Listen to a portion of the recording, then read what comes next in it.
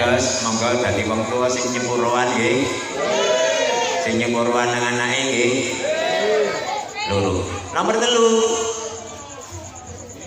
Ibu sing apik iku ibu sing ora leren-leren ndongakno anak. Halo. Ora leren-leren ndongakno anak. Bu. Putra putri ini kan pun dididik dan TPI mriki. Jenengan ten griya niku ndongakno napa? Ayo wis meneng ora apa-apa wis. Ayo meneng bareng. Jenengan ndonga napa kangge putra putrine? Anak yang soleh. Ha. Wis kuat ngomong. Ngeten nggih. Niki kan kula terusaken nomor kabeh. Allahumma sholli ala Muhammad. Pun niku nggih, jadilah ibu yang baik. Sing napa? Yo ibu sing bener-bener apik, asli apik. Sing nomor 2, ibu sing nyepuroan. Nomor 3, ibu sing ora leren-leren ndongakno anak. Ibu kula pesen nggih, ojo pisan-pisan ngomong elek nang anak senajan dalam keadaan marah.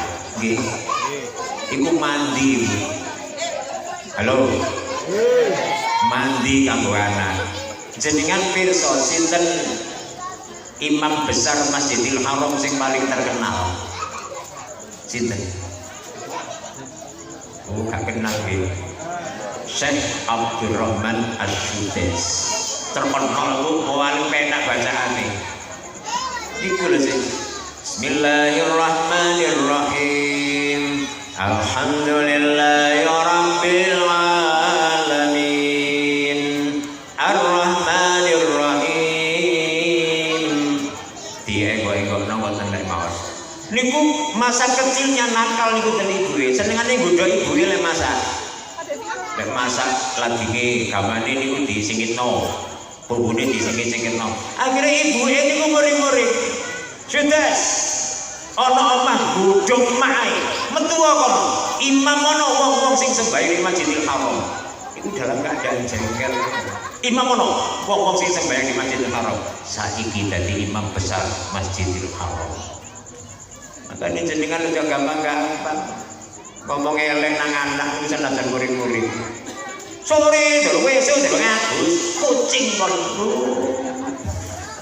Kok anak itu jadi